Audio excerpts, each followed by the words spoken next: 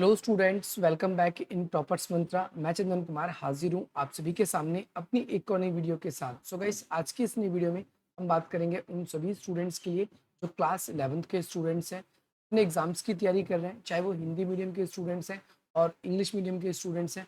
उन सभी के पास में पॉलिटिकल साइंस का सब्जेक्ट है, राजनीतिक विज्ञान का सब्जेक्ट है। तो आज की नई वीडियो उन सभी स्टूडेंट्स के लिए मोस्ट इंपॉर्टेंट रहेगी। आज हम बात करेंगे आपके फर्स्ट चैप्टर के फर्स्ट वीडियो की, जो कि रहने वाली है पॉलिटिकल साइंस यानी राजनीतिक विज्ञान की, जिसमें हम आप सभी के एग्जाम्स की तैयारी करवा रहे हैं, क्योंकि आपके एग्जाम में क्वेश्चन 2 मार्क्स के, एमसीक्यू के, 4 मार्क्स के और 6 मार्क्स के क्वेश्चन बनेंगे।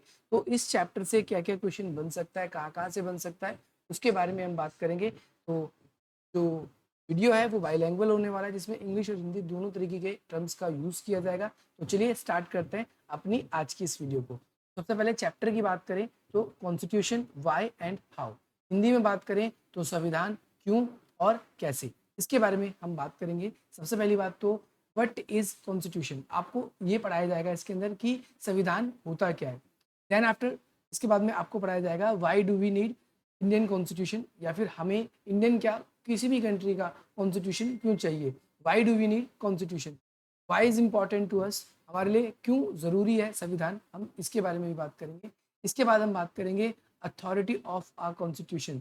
अथॉरिटी ऑफ द कॉन्स्टिट्यूशन का मतलब है कि संविधान की सत्ता क्या है, इसके बारे में हम बात करेंगे। साथ ही साथ हम ये भी बात करेंगे how was the constitution made up. फिलहाल इसके अंदर हम इंडियन प्रोस्पेक्टिव में समझेंगे, हम भारत के संदर्भ में समझेंगे कि हमारा संविधान आखिर किस प्रकार से बना।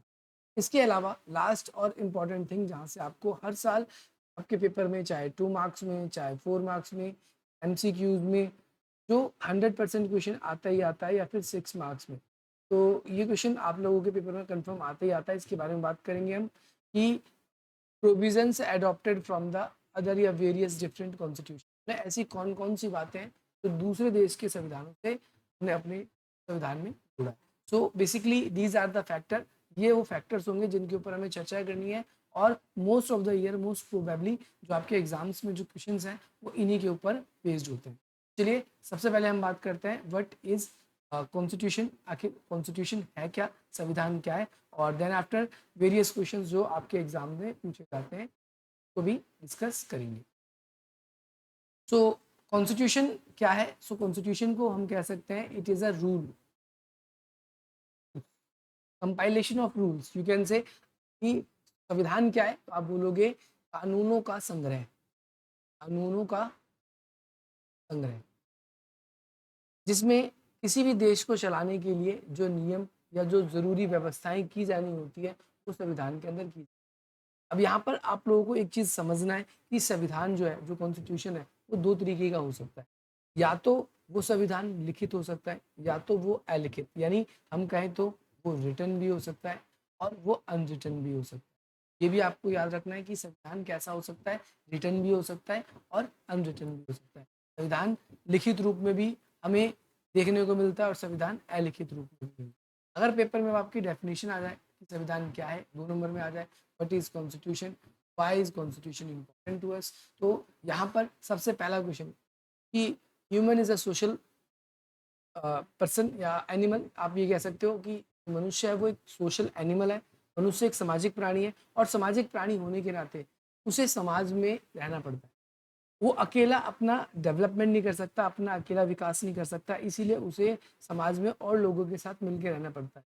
लेकिन जब वो दूसरों के संपर्क में आता है तो कहीं ना कहीं कुछ लोग अपने आप को ताकतवर और कुछ लोग अपने आप को कमज़ोर समझने लगते हैं, और जो ताकतवर लोग होते हैं वो कमज़ोरों के ऊपर रूल करने लगते हैं।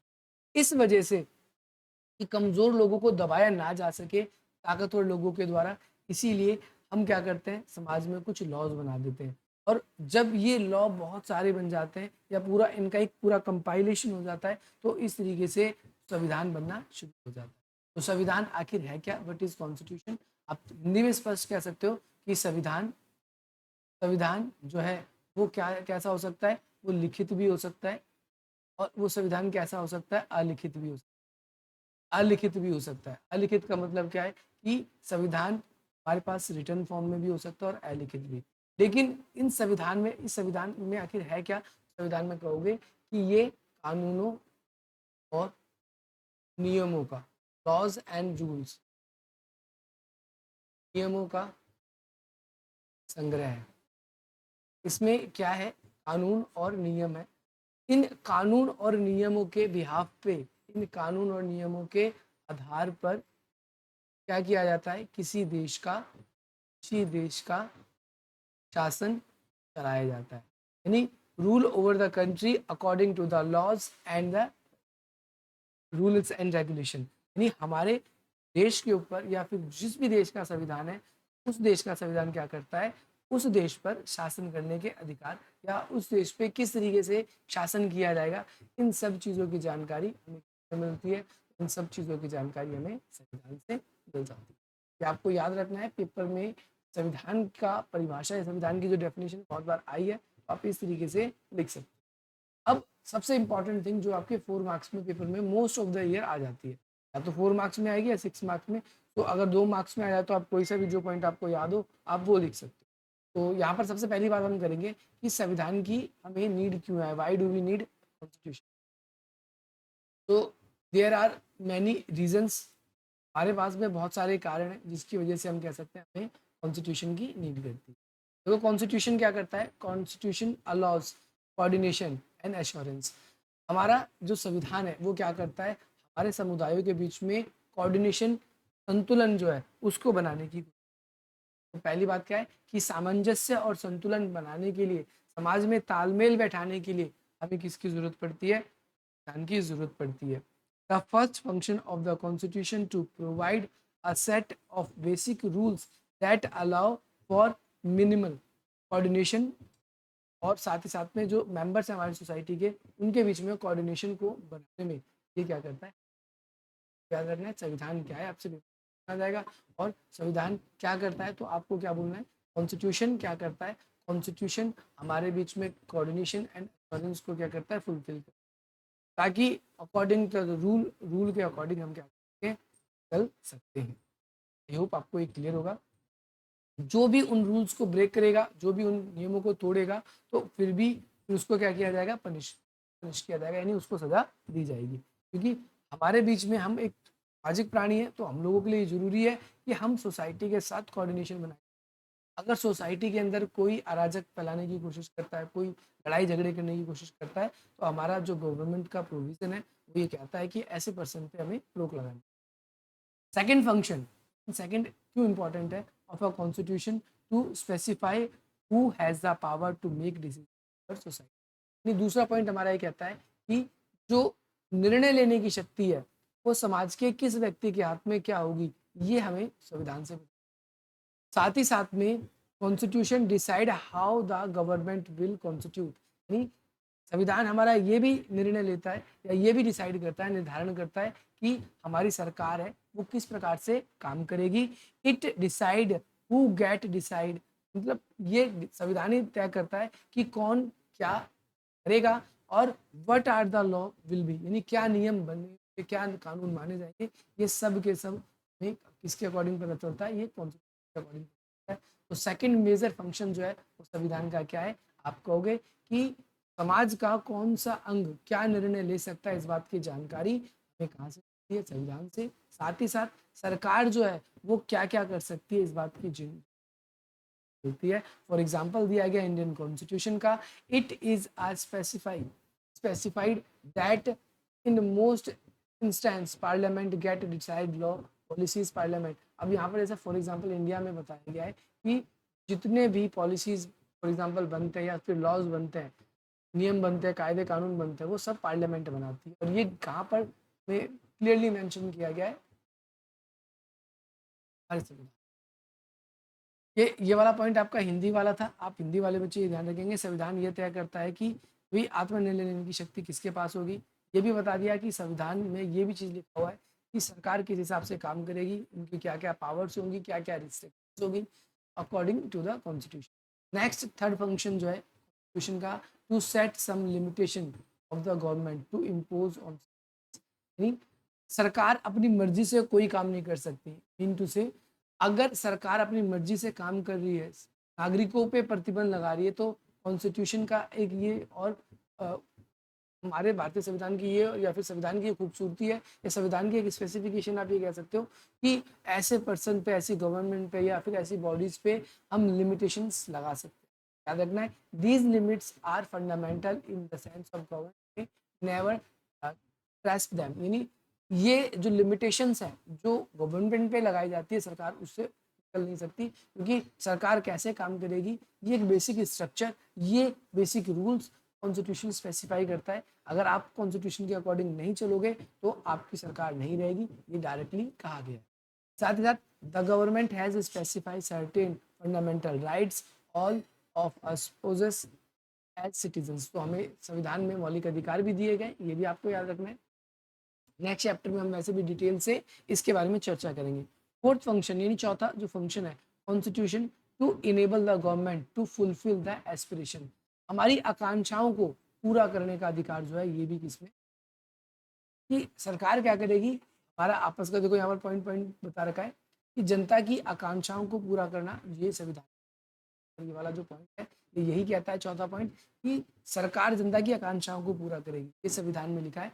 अगर हमारी जो गवर्नमेंट है वो अकॉर्डिंग टू द कॉन्स्टिट्यूशन या संविधान के अनुसार नहीं चलती तो हमारा संविधान ये कहता है कि ऐसी सरकार को सत्ता में रहने का कोई भूमिका नहीं, ऐसे टाइम में सरकार जाएगी और उसकी जगह पर फिर दोबारा इलेक्शन होंगे और फिर जो सरकार आएगी वो जनता की।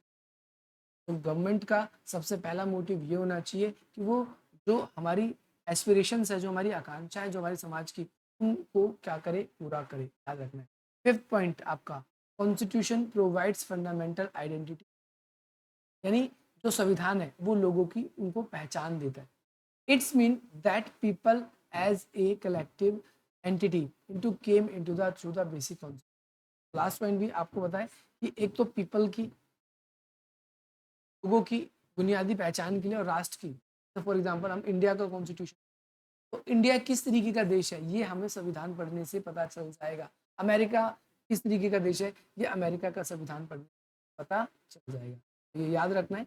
नेक्स्ट चीज आपके पेपर में जो पूछी जाती है, बहुत बार पेपर में आता है, देखो पेपर में मैंने कोशिश करी है हिंदी इंग्लिश दोनों का संतुलन बनाने की, बाकी जो हिंदी वाले बच्चे हैं, जो मैं इंग्लिश की चीज़ें पढ़ के हिंदी में बोल रहा हूँ, तो यहाँ पर आप ऐसे भी तो लिख सकते हो, वीडियो को पॉज करके या रुक कर, जैसे भी कहो। अगला है संविधान की सत्ता। सत्ता का मतलब क्या होता है, शासन होता है। तो भाई हमारे संविधान में या किसी भी देश के संविधान में ये चीज़ तो क्लियरली कह दी गई है कि जो भी शासन चलाया जाएगा वो अकॉर्डिंग टू द कॉन्स्टिट्यूशन होगा, शासन जो होगा वो संविधान के अनुसार होगा और संविधान से ऊपर कोई नहीं।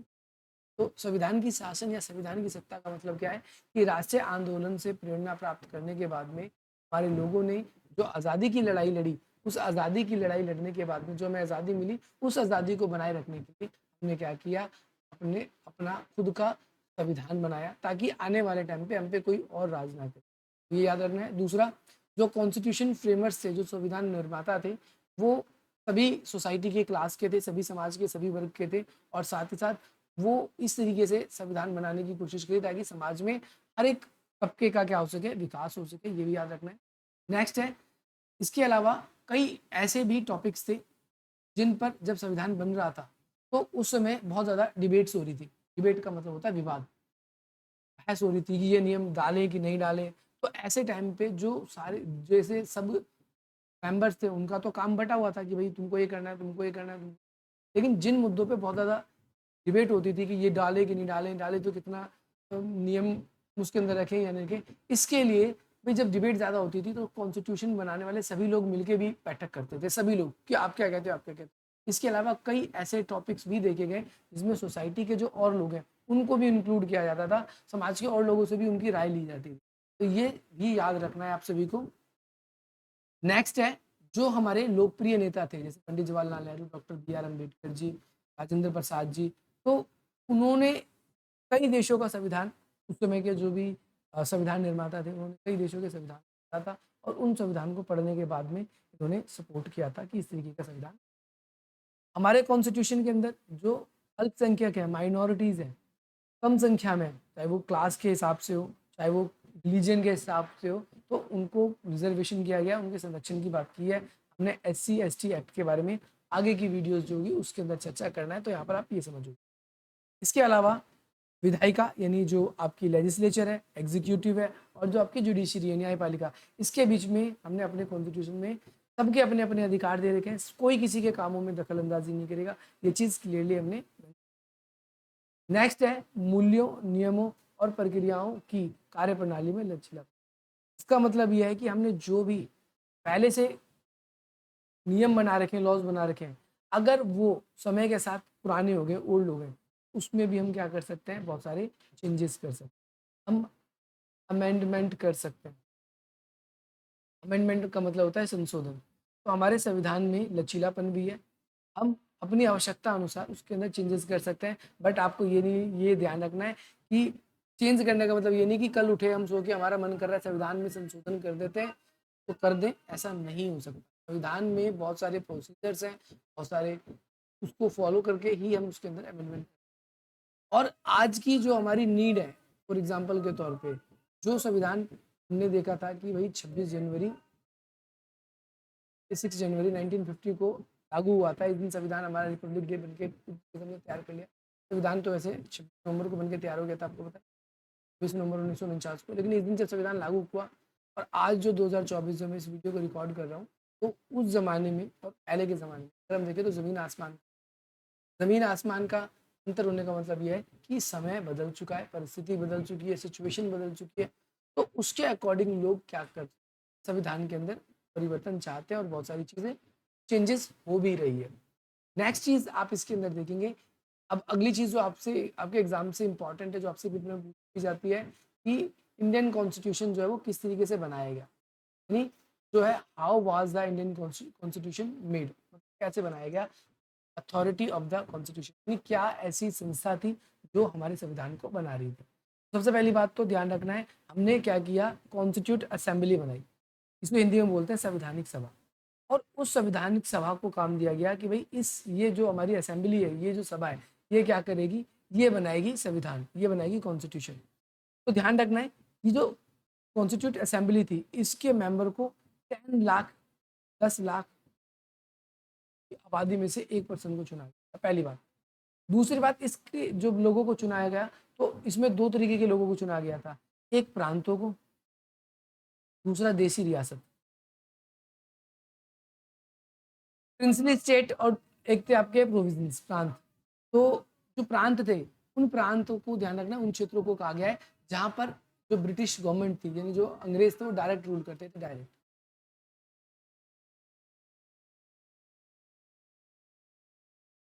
और कुछ ऐसे थे जहां पर पहले अंग्रेज थे ऊपर, सबसे ऊपर टॉप पे, फिर इसके नीचे राजा भी थे, जैसे लगान फिल्म देखी होगी, और इसके नीचे फिर प्रजा। तो यहाँ पर क्या कॉन्सेप्ट बनता है, पहले अंग्रेज फिर डायरेक्ट जनता।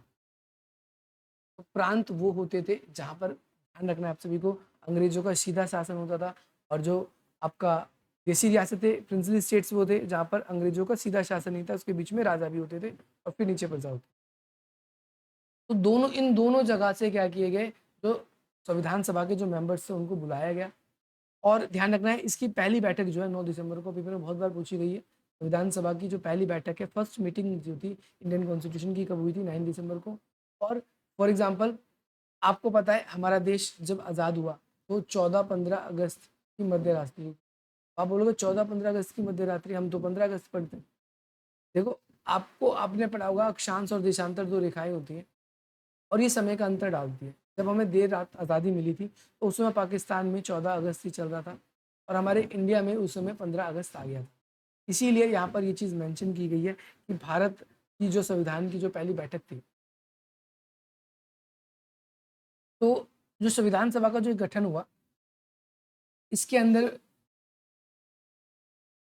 तो क्या होता है कि उस समय पाकिस्तान में 14 ही तारीख चल रही थी और भारत के अंदर 15 तारीख हो गई थी, यानी कुछ मिनटों का फर्क था। इसीलिए यहाँ पर ये 14 अगस्त 1947 को लिखा है। देश का बंटवारा हो गया। देश का बंटवारा होने की वजह से आप सभी को याद रखना है, जो हमारे देश में संविधान में जो टोटल मेंबर थे, वो अप्रोक्सीमेटली लगभग, आपको नाम अगर याद, अगर आपको डेटा याद रहता है तो डेटा याद रखना है। संविधान सभा के अंदर कितने सदस्य थे, तो 389 मेंबर्स थे। और इस 389 मेंबर्स में से क्या हुआ, जब देश की आज़ादी हुई बंटवारा हुआ तो कुछ मेंबर ऐसे थे जो पाकिस्तान चले गए। उसके बाद में 299 मेंबर ही इंडिया में रहे, बाकी सारे पाकिस्तान में चले गए। तो इन्होंने आगे संविधान का जो काम था उस काम को आगे किया, आपको ये भी याद। तो इस तरीके से हम देखते हैं कि संविधान सभा का निर्माण हुआ, कितने मेंबर आए, कितने पाकिस्तान चले गए और किस तरीके से हमारे देश में कितने मेंबर बचे, आपने ये भी जान लिया।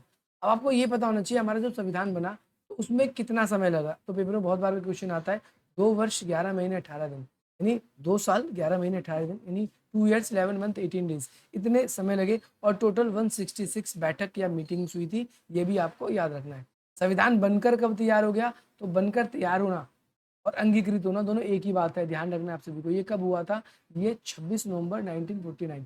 अगर इंग्लिश के अंदर हम बात करें, जो पेपर में बहुत बार आता है, तो इंग्लिश में भी इसका डाटा, हिंदी में भी हम सब कुछ सारे डाटा इसको कोशिश करेंगे, इसको इसके अंदर जितना भी इंपॉर्टेंट डाटा है वो सारा का सारा आपका कवर अप करें। लेकिन याद रखना है आप सभी को पेपर में, ये अंगीकृत जो करने का क्वेश्चन है ये पेपर में बहुत सारा है। बच्चे गलती से आपको, क्योंकि ये डेट भी मिलेगी, अंगीकृत करने का मतलब लागू करना नहीं होता। अंगीकृत करने का मतलब है कि संविधान बनकर तैयार हो गया है, अब उसे लागू कब किया गया, तो याद रखना उसे लागू किया गया 26 जनवरी 1950, फर्स्ट रिपब्लिक डे। इस दिन से हमने सेलिब्रेट किया। बाकी आगे की जो वीडियो होगी वो आपको अगली वीडियो में मिलेगी।